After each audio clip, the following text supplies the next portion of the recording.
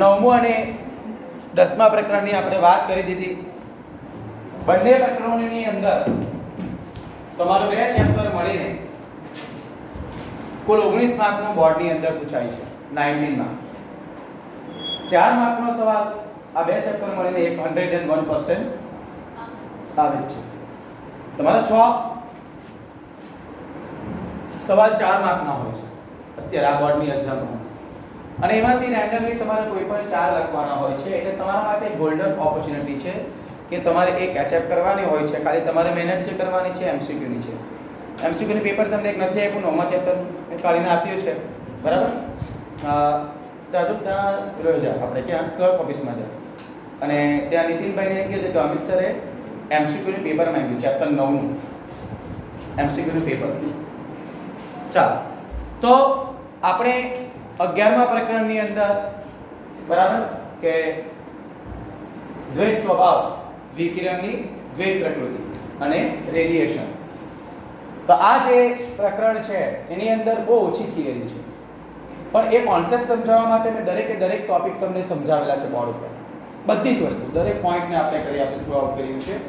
તો એની અંદર શરૂઆતની અંદરથી વાત કરવામાં આવે તો એની અંદર રિવાઇઝની અંદર જરાક જોઈ લેવો. આપણે જે વાત કરી હતી, બરાબર છે, વિકિરણ અને દ્રવ્યની દ્વૈત પ્રકૃતિ, ચેપ્ટર 11, બરાબર છે. તો આ વિકિરણ અને આ દ્રવ્યની કઈ દ્વૈત પ્રકૃતિ, radiation and dual nature of particle. Okay, ચાલો, તો એ દ્વૈત પ્રકૃતિની વાત કરીએ તો એની અંદર સૌપ્રથમ મેં તમને કહ્યું હતું કે ઇલેક્ટ્રોનનું શું જોયું હતું આપણે? ઉત્સર્જન. કોનું? આ ઇલેક્ટ્રોનનું શું કર્યું હતું આપણે? ઉત્સર્જન. ઇલેક્ટ્રોનનું ઉત્સર્જન એટલે શું? તો ધાતુના અંદર આપણે અણુ પરમાણુની વાત કરવામાં આવીએ કે ધાતુઓ મુક્ત ઇલેક્ટ્રોન ધરાવે છે અને એ મુક્ત ઇલેક્ટ્રોન એની વાહકતા માટે શું હોય છે? જવાબદાર હોય છે. આપણને ખબર છે ને, ધાતુ પદાર્થની અંદર વિદ્યુતનું વહન જે થાય છે એ મુક્ત ઇલેક્ટ્રોનની ગતિને કારણે થાય છે. તો એ ધાતુની અંદર શરૂઆતની અંદર એ બંધન અવસ્થાની અંદર હોય છે. એટલે વાહકતા મેળવવા માટે એને આપણે શું કરવા પડે? મુક્ત કરવા પડે. તો એને અનુરૂપ મેં તમને અહીંયા એક ડેફિનેશનને વ્યાખ્યાયિત કરી આપી હતી. શું હતું? આ વર્ક ફંક્શન, બરાબર છે, કે આ ધાતુમાંથી આ ઇલેક્ટ્રોનને શું કરવા? આ મુક્ત કરવા માટે જરૂરી કઈ આ લઘુત્તમ ઊર્જાને ધાતુનું શું કહેવામાં આવે છે? વર્ક ફંક્શન કહે છે. બરાબર છે? ધાતુનું શું કહેવામાં આવે છે? વર્ક ફંક્શન કહેવામાં આવે છે. અને ધાતુમાંથી આ ઇલેક્ટ્રોન મુક્ત કરવા માટેની 3 રીતની વાત કરી હતી. એની અંદર સૌપ્રથમ આપણે શું જોયું હતું? તાપીય ઉત્સર્જન. બીજું શું હતું? બોલો. આ બીજું હતું ક્ષેત્રીય ઉત્સર્જન, અને ત્રીજાની વાત કરી હતી આ ફોટો ઇલેક્ટ્રિક અસર. આ ધાતુમાંથી ઇલેક્ટ્રોનને મુક્ત કરવા માટેની 3 અલગ અલગ પદ્ધતિઓ છે. એમાંથી આપણે ફોટો ઇલેક્ટ્રિક અસર વિશેની માહિતી તમને મેં આપી છે. તો ધાતુમાંથી ઇલેક્ટ્રોનને મુક્ત કરવા માટે ધાતુના વર્ક ફંક્શન જેટલું કાર્ય કરવું પડે. વર્ક ફંક્શન જે જુદા જુદા ધાતુઓ માટે તમને આપેલું છે, પાછળ જુઓ, સીઝિયમ છે, પોટેશિયમ છે, રુબેડિયમ છે, અલગ અલગ, બરાબર, અલગ અલગ ધાતુઓ માટે, અલગ અલગ પદાર્થો માટે એ વર્ક ફંક્શન કેવું હોય છે? જુદું જુદું હોય છે. તમે જુઓ, સીઝિયમ આપેલું છે, કેટલું છે સીઝિયમ માટે? 2.14 ઇલેક્ટ્રોન વોલ્ટ. ધેટ મીન્સ સીઝિયમમાંથી ઇલેક્ટ્રોનને તમારે મુક્ત કરવા હોય તો સીઝિયમને ઓછામાં ઓછી કેટલી ઉર્જા આપવી પડે? 2.14 ઇલેક્ટ્રોન. તમે 2.14 ઇલેક્ટ્રોન વોલ્ટ જેટલી ઉર્જા આપો કે એના કરતા વધારે આપો એટલે ધાતુમાંથી ફોટો ઇલેક્ટ્રોનનું ઉત્સર્જન આપમેળે થઈ જશે. પરંતુ જો સીઝિયમ હોય અને ઉર્જા 2.14 ઇલેક્ટ્રોન વોલ્ટ કરતા ઓછી હોય તો આ સીઝિયમમાંથી ફોટો ઇલેક્ટ્રોનનું ઉત્સર્જન થશે નહીં. કારણ કે આપણે જે ઉર્જા આપીએ છીએ એ ધાતુના વર્ક ફંક્શન કરતા કેવી છે? ઓછી છે. એટલે કોઈ પણ ધાતુમાંથી ફોટો ઇલેક્ટ્રોનનું ઉત્સર્જન કરવું હોય તો જે તે ધાતુ માટે આપવામાં આવેલ વર્ક ફંક્શન જેટલી ઉર્જા અથવા એના કરતા આપણે કેવી ઉર્જા આપવી પડે? વધારે ઉર્જા આપવી પડે તો જ એ પદાર્થ ધાતુમાંથી એટલે કે ઇલેક્ટ્રોન શું કરી શકે છે? ઉત્સર્જિત કરી શકે. અને એના માટેની આ ત્રણ આપણને પદ્ધતિ આપવામાં આવી છે. નંબર 1 તાપીય ઉત્સર્જન, નંબર 2 ક્ષેત્રીય ઉત્સર્જન અને નંબર 3 ફોટો ઉત્સર્જન. ફોટો ઇલેક્ટ્રિક અસર તરીકે એને ઓળખવામાં આવે છે. તાપીય ઉત્સર્જનની અંદર શું? તો એની અંદર આપણે યોગ્ય રીતે ગરમ કરીને શું કરવાનું છે? યોગ્ય રીતે ગરમ કરીને આ મુક્ત ઇલેક્ટ્રોનને શું આપવાની છે? પૂરતી ઉર્જા. કેટલી પૂરતી ઉર્જા? કેટલી ઉર્જા આપીએ ધાતુને? અહીંયા લખ્યું ને યોગ્ય રીતે ગરમ કરીને ધાતુને પૂરતી ઉર્જા આપવામાં આવે. કેટલી ઉર્જા આપવામાં આવે? તો અત્યારે મેં શું સમજાવ્યું? ધાતુના કાર્ય વિધેય જેટલું, ધાતુના વર્ક ફંક્શન જેટલી ઉર્જા આપવામાં આવે તો જ એ પદાર્થ પોતાનામાંથી ઇલેક્ટ્રોનનું શું કરશે? ઉત્સર્જન કરશે. માઇન્ડમાં કે સમજ પડે છે? તમે આ જુદી જુદી પદ્ધતિથી જે ઉર્જા આપો છો એ ઉર્જા ધાતુના વર્ક ફંક્શન જેટલું શું કરશે? કાર્ય કરશે. તો જ એ ધાતુમાંથી શાનું ઉત્સર્જન થશે? ફોટો ઇલેક્ટ્રોનનું. સમજ પડે છે? બીજી આપવામાં આવી છે કઈ? ક્ષેત્રીય ઉત્સર્જન. તો ક્ષેત્રીય ઉત્સર્જનની અંદર શું ધ્યાનમાં રાખવાનું છે? તો સ્પાર્ક પ્લગની જેમ, સ્પાર્ક પ્લગ ખબર છે? આપણે બાઇક આવે તો એની અંદર એન્જિન આવે અને એમાં પ્લગ આવે. એ પ્લગની અંદર સ્પાર્ક થાય એટલે આપણું પેટ્રોલ છે, ડીઝલ છે એનું આંતરિક દહન થાય અંદર અને એને કારણે શું મળે છે? આપણને ઉર્જા. અને આપણી બાઇક ચાલે છે. ખબર છે? પ્લગ આવે વ્હાઇટ કલર ના હતો અને ઉપર સ્પાર્ક થાય. તમે નાખો, ટચ કરો લોખંડ સાથે તો સ્પાર્ક થાય. ન થાય તો ઉડી ગયો મને. તો સ્પાર્ક પ્લગની જેમ આ ધાતુ પર ખૂબ પ્રબળ વિદ્યુત ક્ષેત્ર, ટીક કરજો, ખૂબ પ્રબળ વિદ્યુત ક્ષેત્ર, કેટલું? 10⁸ વોલ્ટ પ્રતિ મીટરના ક્રમનું આપણે વિદ્યુત ક્ષેત્ર લગાડી આ ધાતુની સપાટીમાંથી આપણે ફોટો ઇલેક્ટ્રોનનું શું કરી શકીએ છીએ? ઉત્સર્જન કરી શકાય છે. એટલે ધાતુમાંથી ફોટો ઇલેક્ટ્રોન ઉત્સર્જિત કરવાની આ બીજી રીત, જેને શું કહેવામાં આવે છે? ક્ષેત્રીય ઉત્સર્જન. અને ત્રીજી રીત વાત કરવામાં આવે તો એ શું છે? ફોટો ઇલેક્ટ્રિક અસર. તો શું છે? સ્વચ્છ કરેલી કેવી? હા, અહીં જરા જોઈ લો શું લખાય? તો આ સ્વચ્છ કરેલી બરાબર ધાતુની સપાટી પરથી, બરાબર સ્વચ્છ કરેલી ધાતુની સપાટી પર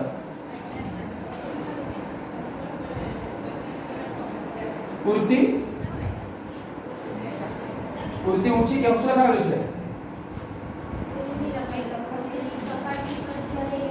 હા, યોગ્ય આવૃત્તિઓનો પ્રકાશ. બરાબર ને? ચાલો, તો ધાતુની સ્વચ્છ કરેલી ધાતુની સપાટી પર જ્યારે કેટલો? આ યોગ્ય આવૃત્તિ ધરાવતો પ્રકાશ, જેને કહેવામાં આવે છે યોગ્ય આવૃત્તિ. એટલે કઈ આવૃત્તિ? થ્રેશોલ્ડ આવૃત્તિ. બરાબર? પ્રકાશ આ આપાત કરવામાં આવે ત્યારે આ ધાતુમાંથી શાનું? ફોટો ઇલેક્ટ્રોનનું શું થાય છે? ઉત્સર્જન થાય છે. બરાબર છે? આ ઘટનાને ફોટો ઇલેક્ટ્રિક શું કહેવામાં આવે છે? ફોટો ઇલેક્ટ્રિક અસર. સમજ પડે છે? એટલે સેમ થિંગ થયું. તમે જ્યારે ધાતુની સપાટી પર પૂરતી ઓછી ઉર્જા ધરાવતો એટલે કે ધાતુના વર્ક ફંક્શન જેટલું કાર્ય થાય એટલી આવૃત્તિ આપણે આપાત કરવી પડે. અને એ જે લઘુત્તમ આવૃત્તિ છે જેને ધાતુની શા તરીકે ઓળખવામાં આવે છે? થ્રેશોલ્ડ આવૃત્તિ તરીકે. કે આ લઘુત્તમ આવૃત્તિ જેટલો પ્રકાશ જો આપણે આપાત ન કરીએ તો વળી પાછું ધાતુ ઉપર વર્ક ફંક્શન જેટલું કાર્ય થતું નથી અને ધાતુમાંથી ફોટો ઇલેક્ટ્રોનનું ઉત્સર્જન થશે નહીં. તો દીકરાઓ, આ ધાતુમાંથી ફોટો ઇલેક્ટ્રોનનું ઉત્સર્જન કરવા માટેની 3 કન્ડિશન અને ધાતુનું વર્ક ફંક્શન શું છે જેને આપણે કોના દ્વારા દર્શાવીએ છીએ? અહીંયા 5 વડે ધાતુના વર્ક ફંક્શન. અને કોઈ રેફરન્સ બુકની અંદર જોવામાં આવે તો એને W વડે પણ આપણે દર્શાવી શકીએ છીએ. સમજ પડે છે? તો આ આપણી પાસે ધાતુનું વર્ક ફંક્શન અને તેને અનુરૂપ ઉત્સર્જિત ઉર્જા માટેનું એને ફોટો ઇલેક્ટ્રોનનું ઉત્સર્જન કરવા માટેની રીતો છે. બરાબર છે? ત્યાર પછી ફોટો ઇલેક્ટ્રિક અસરની અંદર જરા જોતા જાઓ. હર્ઝના અવલોકનો છે, એમાં તો કંઈ છે નથી કંઈ. બરાબર? પછી હોલવાસ અને લેનાર્ડે જે અવલોકન કર્યું તે પ્રમાણે કે આ શૂન્યાવકાશી એક નળી લઈ લેવામાં આવે અને એની એક બારી જે ક્વાર્ટ્ઝની બારી બનેલી છે, બરાબર, અને એની અંદર એક ફોટો સંવેદી સપાટી અને એક એનોડ હોય છે. એટલે યોગ્ય આવૃત્તિવાળો પ્રકાશ જ્યારે આપણે કોના ઉપર આપાત કરવામાં આવે? ફોટો સંવેદી સપાટી પર આપાત કરવામાં આવે તો એમાંથી શું ઉત્પન્ન થાય છે? ઇલેક્ટ્રોન. હવે એ ઇલેક્ટ્રોન ઉત્સર્જિત થાય છે તો આપણો જો એનોડ એ જો ધન વિદ્યુત ભારિત તરીકે હોય તો બધા જ ઇલેક્ટ્રોન ક્યાં જતા રહેશે? પેલા એનોડ તરફ. અને શાનું નિર્માણ થશે? ફોટો ઇલેક્ટ્રિક પ્રવાહનું. હોલવાસે કંઈક આગળ પ્રયોગ કરીએ, એને ઇલેક્ટ્રોસ્કોપનો ઉપયોગ કરીએ. કોનો? આજે ફોટો સંવેદી સપાટી છે એની સાથે ઇલેક્ટ્રોસ્કોપ જોઈન્ટ કરીએ અને પછી એને ઝિંક, બરાબર ને, ઝિંક ધાતુ, ઝિંક સલ્ફાઇડ આપેલું, ઝિંકનો બરાબર ઉપયોગ કરીએ અને એને જોયું કે જ્યારે ધાતુ પરથી ફોટો ઇલેક્ટ્રોનનું ઉત્સર્જન થાય છે ત્યારે ઝિંક એ જે પ્લેટ છે કેવા વિદ્યુત ભારિત બને છે? ધન વિદ્યુત ભારિત. કેમ? ઇલેક્ટ્રોન શું થાય છે? એમાંથી મુક્ત થાય છે. એટલે ધાતુમાંથી આ રીતે ફોટો ઇલેક્ટ્રોનનું શું થાય છે? ઉત્સર્જન થાય છે. અને એના પરથી બે વિગત તમને અહીંયા નોંધવામાં આવેલી છે કે ઝિંક, એક માર્કનો ટૂંકો સવાલ છે, ટીક કરી દેજો.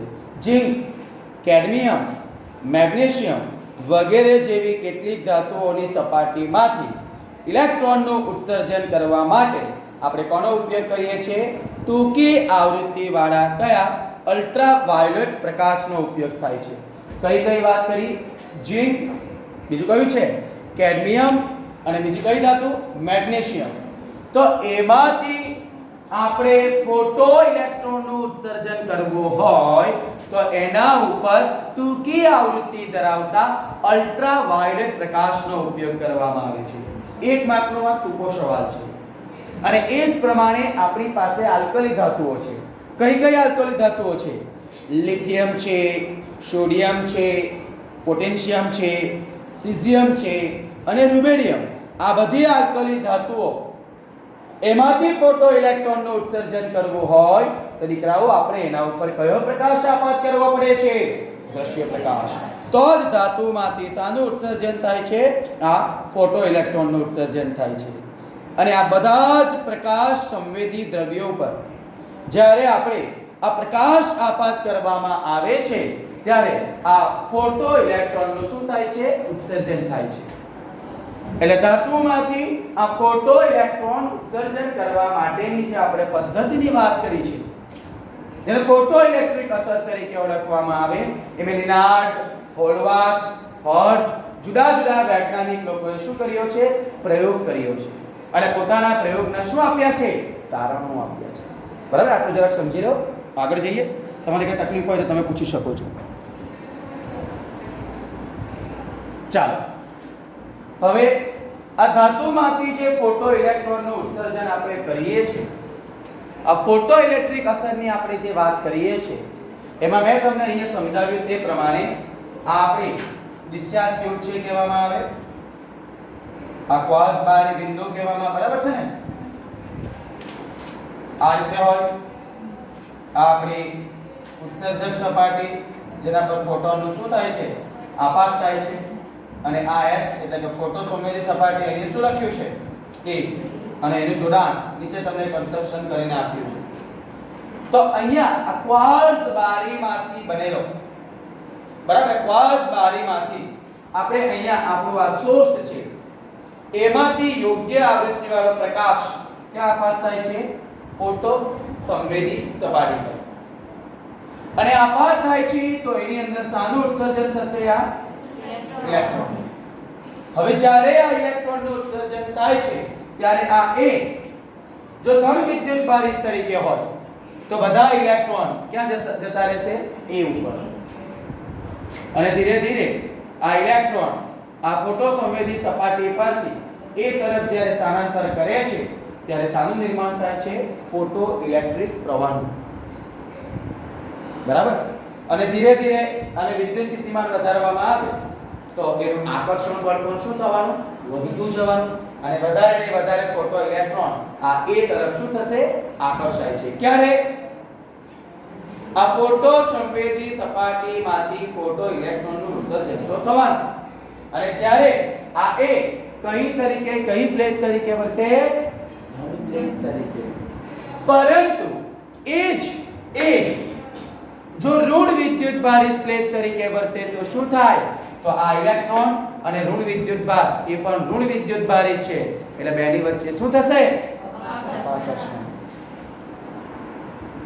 અને અપાકર્ષણ થવાને કારણે શું થાય છે? તો જે ઇલેક્ટ્રોન પાસે, કોની પાસે? જે ઇલેક્ટ્રોન પાસે આ અપાકર્ષી બળને પાર કરી શકે એટલી ઊર્જા હોય એ જ ઇલેક્ટ્રોન કોની તરફ જશે? A પર પહોંચે છે. અને ધીરે ધીરે આપણે આ A નું વિદ્યુત સ્થિતિમાન વધારવામાં આવે. શું? A નું વિદ્યુત સ્થિતિમાન વધારવામાં આવે તો એક પરિસ્થિતિ એવી આવે છે કે હવે એક પણ ઇલેક્ટ્રોન A તરફ ગતિ કરી શકતું નથી. અને ત્યારે આપણે જે વાત કરીએ છીએ ત્યારે અહીંયા જે પ્રવાહનું નિર્માણ થાય છે અહીંયા કોઈ પ્રકારના પ્રવાહનું નિર્માણ થશે નહીં. એટલે જે વોલ્ટેજની આપણે વાત કરીએ છીએ એ વોલ્ટેજ માટે એ વોલ્ટેજ માટે પરિપથમાંથી કોઈ પ્રકારનો પ્રવાહ વહેતો નથી. તો વોલ્ટેજના એ મૂલ્યને આપણે શાના તરીકે ઓળખીએ છીએ? સ્ટોપિંગ, શું કહેવાય? Stopping potential. એટલે જે ઇલેક્ટ્રોન પાસે, બરાબર છે, આ EV0 શું આવે? A. જ્યાં V0 ને શાના તરીકે ઓળખવામાં આવે? સ્ટોપિંગ પોટેન્શિયલ તરીકે ઓળખવામાં આવે. અને હવે તમે ગમે એટલો ઇલેક્ટ્રોન એટલે કે પોટેન્શિયલ હવે વધારવામાં આવે તો પણ અહીંયા તમને કીધું છે તે પ્રમાણે આ એક વોલ્ટેજ એવો છે કે હવે કોઈ ઇલેક્ટ્રોન એ તરફ ગતિ કરી શકતો નથી. અને ત્યારે કોઈ પ્રકારના પ્રવાહનું શું નથી થતું?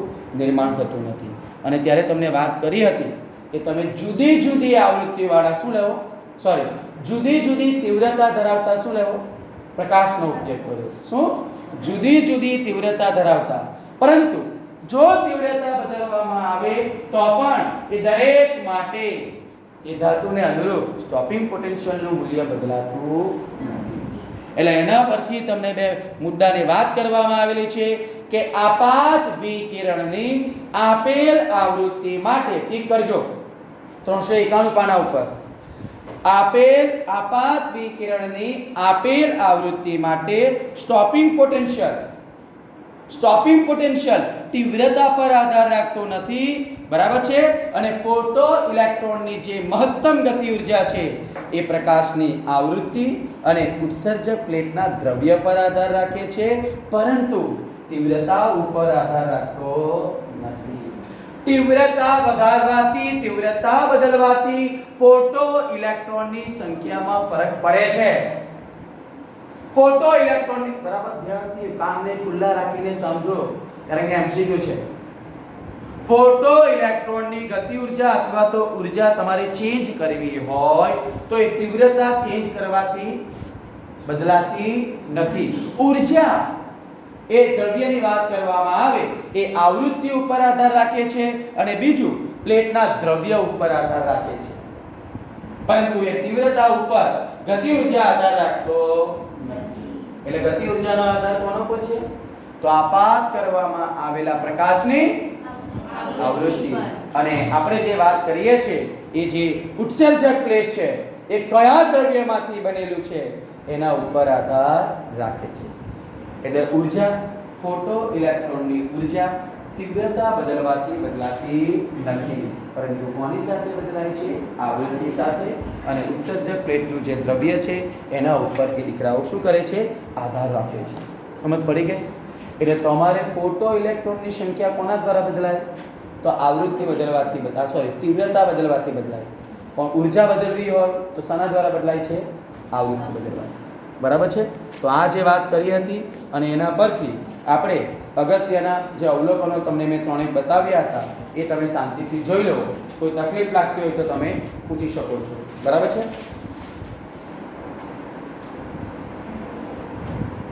ચાલો, તો આઇન્સ્ટાઈને આપેલી આપણે આઇન્સ્ટાઈનનું સમીકરણ જોવાનું છે.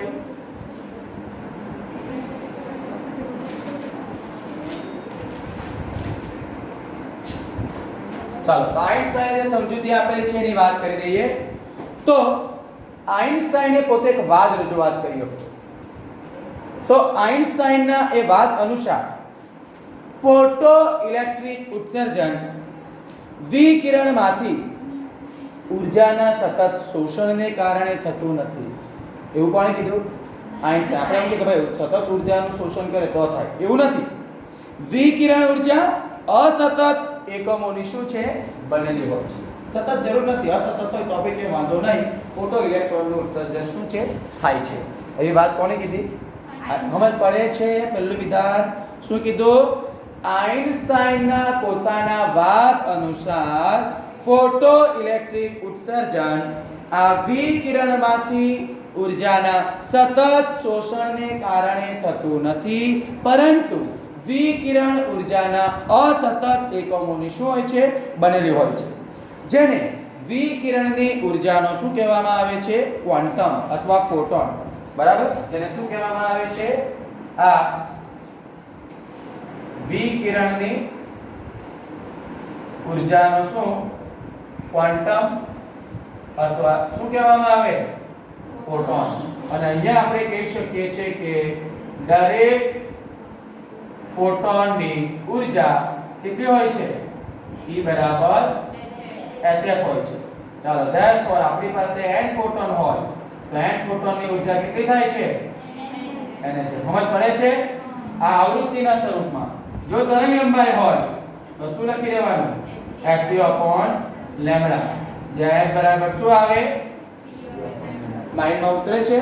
એટલે તમને તરંગ લંબાઈ આપેલી હોય તો hc/λ લેવાનું અને આવૃત્તિ આપવામાં આવે તો દરેક ફોટોનની ઉર્જા કેટલી આવે? hf. ચાલ, થઈ ગયું? ચાલો, તો અહીંયા આપણે n ફોટોનની ઉર્જાની પણ વાત કરી દીધી. હવે જરા ધ્યાનથી જોજો કે આઇન્સ્ટાઈને જે ફોટો ઇલેક્ટ્રિક અસરની વાત કરી છે એ અસરમાં ઇલેક્ટ્રોન hf જેટલી ઉર્જાનું શું કરે છે? શોષણ કરે છે. કેટલી? hf અથવા તો hc/λ જેટલી. અને જો શોષાયેલા ફોટોનની ઉર્જા ઇલેક્ટ્રોનની ધાતુની સપાટીમાંથી મુક્ત કરવા માટે જરૂરી લઘુત્તમ ઉર્જા કરતાં વધુ હોય તો ઇલેક્ટ્રોન મહત્તમ ગતિ ઉર્જા કે મેક્સિમમ સાથે આ ફોટો ઇલેક્ટ્રોનનું શું કરે છે? ઉત્સર્જન કરે છે. કેવું સમજ પડે છે?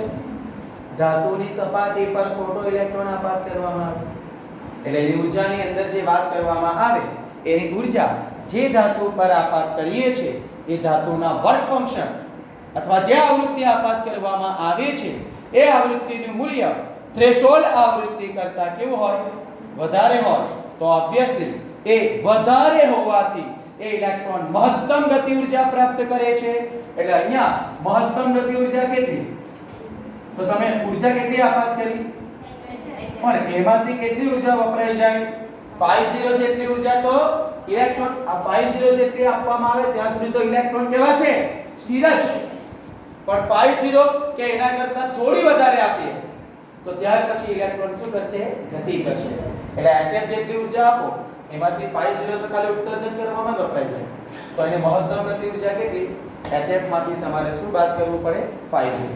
અને આ જે સમીકરણ તમને મળે છે એને બરાબર શું કહેવામાં આવે છે? આ સમીકરણને શું કહેવામાં આવે છે? આ આઇન્સ્ટાઈનનું ફોટો ઇલેક્ટ્રિક સમીકરણ કહેવાય છે. આઇન્સ્ટાઈનનું કયું સમીકરણ કહેવામાં આવે? ફોટો. સમજ પડે છે? તમે ધાતુની સપાટી પર દીકરાઓ કેટલી ઉર્જા આપાત કરો છો? HF જેટલી. તો એમાંથી ધાતુ પહેલા 50 જેટલી ઉર્જા ધાતુમાંથી ફોટો ઇલેક્ટ્રોનનું ઉત્સર્જન કરવા માટે વાપરે છે. અને ત્યાર પછી આપણે જે વાત કરવામાં આવે એ બાકીની ઉર્જા, બરાબર છે, બાકીની ઉર્જાની વાત કરવામાં આવે તો એ બાકીની ઉર્જા એને ગતિ ઉર્જા સ્વરૂપે મળે છે અને ત્યાર પછી એ ફોટો ઇલેક્ટ્રોનનું શું કરે છે? ઉત્સર્જન કરે છે. અને એટલા માટે આ K મેક્સિમમ બરાબર દીકરાઓ તમે શું લખી શકો છો? HF - 50. એના અલગ અલગ સમીકરણની વાત કરું છું. 1 સેકન્ડમાં આપાત થતી ફોટોનની સંખ્યા પ્રકાશની શું નક્કી કરે છે? તીવ્રતા. બરાબર સમજ પડે છે? 1 સેકન્ડમાં આપાત થતી ફોટોનની સંખ્યા પ્રકાશની શું નક્કી કરે છે? તીવ્રતા. અને સમીકરણ 1 જે આપણે અહીંયા લખ્યું છે આ સમીકરણ, એમાં K મેક્સિમમ એ F પર રેખીય રીતે આધારિત છે પરંતુ વિકિરણની તીવ્રતા ઉપર આધારિત નથી. ગતિ ઉર્જા મેં તમને કીધું છે કે ગતિ ઉર્જા તીવ્રતા પર આધારિત નથી. ગતિ ઉર્જા કોના પર આધારિત છે? આવૃત્તિ ઉપર આધારિત છે.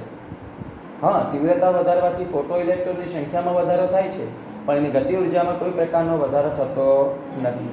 બરાબર. અને K મેક્સિમમ ધન હોવું જોઈએ. આથી સમીકરણની અંદર આપણે જે ઉર્જા આપાત કરીએ છીએ, આપણે જે પ્રકાશની આવૃત્તિ આપાત કરીએ છીએ એની થ્રેશોલ્ડ આવૃત્તિ કરતાં શું હોવી જોઈએ? વધારે હોવી જોઈએ. બરાબર છે? ચાલો આ સમીકરણના અલગ અલગ સ્વરૂપની વાત કરી દઉં છું. જરા જોઈ લો. આપણને ખબર છે કે K મેક્સિમમની જગ્યાએ અહીંયા જ લખ્યું. શું લખી શકાય બીજું? EV0 અથવા ગતિ ઉર્જાની જગ્યાએ બીજું શું આવે? mv² maximum. અને અહીંયા શું લખાય? HF માઈનસ આવી ઉર્જા છે ને દીકરા. પણ આ ઉર્જા કઈ? ધાતુમાંથી ફોટો ઇલેક્ટ્રોનનું ઉત્સર્જન કરવા માટે આપવા પડતી લઘુત્તમ ઉર્જા, જેને આપણે 50 તરીકે ઓળખવામાં સમજ પડે છે. ચાલો તો અહીંયા શું થવાની? આ જે ઉર્જાની વાત કરીએ એને V0 ને કરતા બનાવો તો E ક્યાં જવાનો? H/E. F - H/E શું થવાનું? F. તો અહીંયા y બરાબર mx + c સાથે એને સરખાવવામાં આવે. કોની સાથે? y બરાબર mx + c. તો આલેખનો ઢાળ કેટલો થાય છે? તો m બરાબર શું મળશે દીકરાઓ તમને? H/E. સમજ પડે? આ બધા ઇક્વેશન તમને દાખલો ગણવા માટે જરૂરી છે. ગતિ ઉર્જા કહે તો ગતિ ઉર્જા, સ્ટોપિંગ પોટેન્શિયલ કહે તો સ્ટોપિંગ પોટેન્શિયલ, એના અલગ અલગ સમીકરણો જે બોર્ડ પર મેં બતાવ્યા છે એ તમારે ધ્યાનથી અહીંયા જોવાના અને એના પરથી તમને ખબર પડી જાય કે આપણે જો આલેખ V0 વર્સિસ F નો દોરીએ તો એ આલેખનો ધાર તમે સમીકરણ પરથી શું મળી જાય છે? H/. તમારા વાલા વિદ્યાર્થી મિત્રો, આ આપણું આઇન્સ્ટાઈનનું સમીકરણ છે કે ધાતુમાંથી ફોટો ઇલેક્ટ્રોનનું ઉત્સર્જન કરવું હોય તો એના માટે આપણે HF કરતા એટલે કે ધાતુના વર્ક ફંક્શન જેટલી ઉર્જા એ ફોટો ઇલેક્ટ્રોનનું ઉત્સર્જન કરવામાં આવે. પછી એના કરતાં વધારે હોય તો ધાતુમાંથી આપણે ફોટો ઇલેક્ટ્રોનનું ઉત્સર્જન થાય તો ઉર્જા વધારે હોય તો એ ઉર્જા એને મહત્તમ ગતિ ઉર્જાના સ્વરૂપમાં મળે છે. બરાબર છે? એટલે એને ધાતુના સના તરીકે ઓળખવામાં આવે છે, આપણે વર્ક ફંક્શન તરીકે ઓળખવામાં આવે. અને જે ઉર્જા એ ઇલેક્ટ્રોનને અહીંયા સના તરીકે મળે છે? ગતિ ઉર્જા તરીકે મળે છે. ઓકે, ચાલો આટલું જોઈ લો.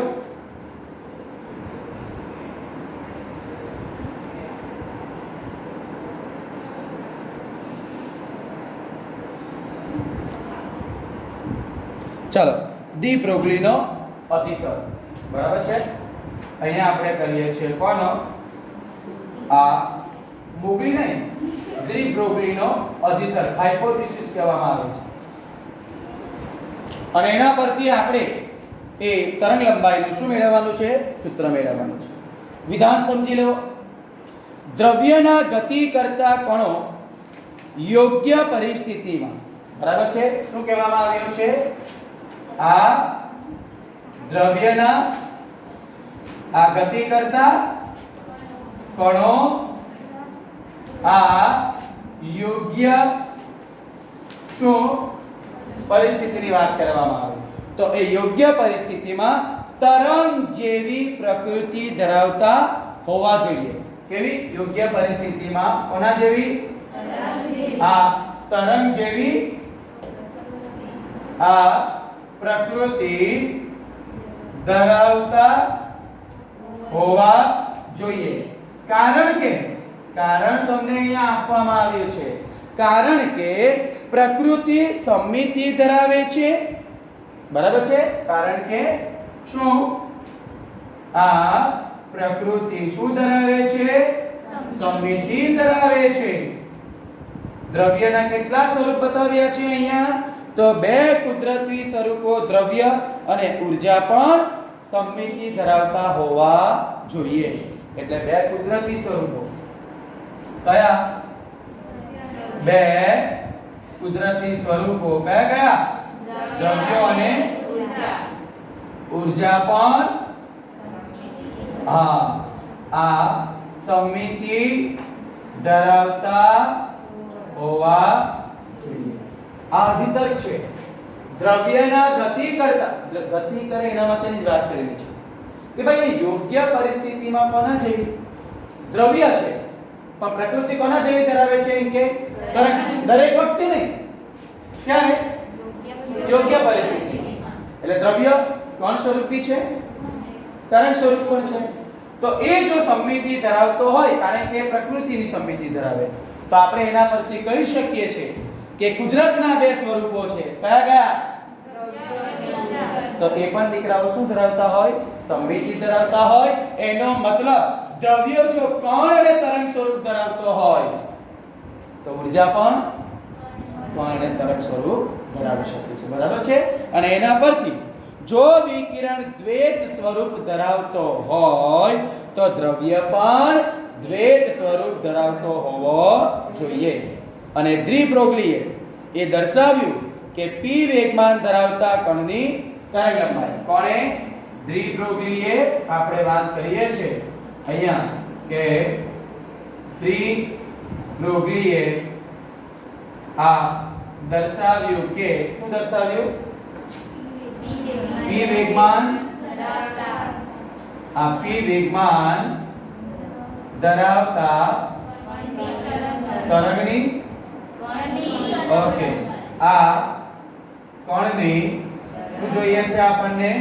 તરંગ લંબાઈ. તો એ તરંગ લંબાઈ લેમ્બડા બરાબર શું આપ્યું? h ના છેદમાં અથવા તો h ના છેદમાં આ ત્રિબ્રોગલીનું તરંગ લંબાઈ શોધવા માટેનું શું છે?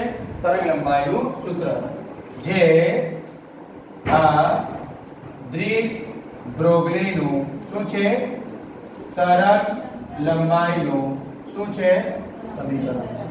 ઓકે, ચાલો હવે સમીકરણ દ્રવ્યની દ્વૈત પ્રકૃતિ દર્શાવે છે. હવે દીકરાઓ આપણને ખબર છે કે ફોટોનનું વેગમાન કેટલું? તો ફોટોનની લાક્ષણિકતામાં આપણે જોઈ ગયા કે p બરાબર શું આવે? E/c. બરાબર ને? ચાલો તો આપણે એની E/c લખેલું છે. ચાલો હવે જે આપણે વાત કરીએ છીએ તો અહીંયા આ ફોટોનનું વેગમાન p બરાબર શું આવે? E/c. ચાલો ઊર્જાની જગ્યાએ આપણને ખબર છે કે E બરાબર તરંગ લંબાઈ સાથેનો સંબંધ શું છે ઊર્જાનો? hc/λ. ચાલ તો અહીંયા મૂકીએ, જ્યાં E બરાબર શું આવે?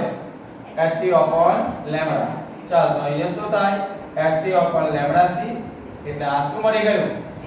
h/λ. લેમ્બડાની કિંમત તો આપણને ખબર છે. બરાબર? Sorry, h/p. એટલે લેમ્બડા તમને જોતું હોય તો વળી પાછું શું મળી ગયું? લેમ્બડા બરાબર શું મળી ગયું? જોઈ લો. ઉપરના સમીકરણ સાથે છે, જે દ્વિબ્રોગલી સમીકરણ સાથે શું કરી શકાય છે? સાંકળી શકાય છે. જે આપણે શું કરી શકીએ છીએ? દ્વિબ્રોગલીના સમીકરણ સાથે શું કરી શકાય છે? આ સાંકળી શકાય છે. બરાબર છે? ચાલો હવે એની અંદર આગળ આપણે જઈએ છીએ કે ધારો કે સ્થિર રહેલા એક ઇલેક્ટ્રોન વિવિદ્યુત સ્થિતિમાન વડે શું કરવામાં આવે છે? પ્રવેગિત થાય છે. બરાબર છે? ચાલો અહીંયા કરીએ છીએ. આટલું કવર થાય છે ને? આટલું હા, શું લખીએ છીએ? ધારો કે બોલો સ્થિર રહેલો આ એક ઇલેક્ટ્રોન કોના વડે? વિદ્યુત સ્થિતિમાન. હા, v વડે શું થાય છે? આ પ્રવેગિત થાય છે એટલે એ ગતિ ઊર્જા ધરાવે છે એટલે k બરાબર શું આવે ev એ તો ખબર છે ને પણ ગતિ ઊર્જાનું સૂત્ર આપણને ખબર છે અને વેગમાન સાથેનું લેવું હોય ચાલો જરાક જોઈ લેજો આપણને ખબર છે કે k બરાબર શું થાય હાફ mv² અથવા અહીંયા m વડે ગુણ્યું m વડે શું કરી નાખ્યું ભાગી નાખ્યું તો આ શું આવે p² ના છેદમાં ym તો આ ગતિ ઊર્જાનું એના વેગમાન સાથેનો શું છે સંબંધ છે સમજ પડે છે ચાલો તો આપણી પાસે અહીંયા ગતિ ઊર્જાની કિંમત શું છે ev શું આવી ગયું સમજ પડે કે આ k ની કિંમત અહીંયા મૂકી ચાલો p² ને કરતા બનાવો શું આવવાનું તો p² બરાબર twice n ev અથવા ev ઊર્જા છે ને તો એને આ રીતે બી લખાય શું લખાય twice n મગજમાં ઉતરે છે કે ચાલો તો વેગમાન કેટલું મળી જાય તો p બરાબર વર્ગમૂળમાં twice n ev અથવા twice n બસ તો મળી ગયું આપણી પાસે તરંગ લંબાઈનું સૂત્ર શું છે ચાલો therefore અહીંયા તરંગ લંબાઈ લેમ્બડા બરાબર શું છે h/p એટલે h ના છેદમાં વર્ગમૂળમાં શું આવી જાય twice n ev અથવા h ના છેદમાં શું આવી જાય twice n e આ તરંગ લંબાઈ શોધવા માટેનું શું છે સમીકરણ અને એની અંદર આ કિંમત મૂકવામાં આવે તો એક સમીકરણ તરંગ લંબાઈનું તમને શું આપ્યું છે આ m e 2 ની બધાની કિંમત મૂકવામાં આવે આપણે તો ખાલી વિદ્યુત સ્થિતિમાન જુદો લઈએ તો એનો અંદર જવાબ કેટલો મળે 1.227 કે 227 અને છેદમાં વર્ગમૂળમાં શું આવે સમજી લો આ h એટલે પ્લાન્કનો અચળાંક છે બદલાવાનો નથી છેદમાં 2 સંખ્યા છે m ઇલેક્ટ્રોનનો દળ અને e ઇલેક્ટ્રોન પરનો વિદ્યુત ભાર એટલે એ બધો લઈ તો તમને આટલું મળી જાય એટલે ખાલી વિદ્યુત સ્થિતિમાન બદલાતું જાય તો એ પ્રમાણે તરંગ લંબાઈ પણ શું થાય છે બદલાતી જાય છે તો આ દ્વિપ્રગુલીનો અધિતર્ક અને એની તરંગ લંબાઈ શોધવા માટેનું શું છે સમીકરણ જોઈ લો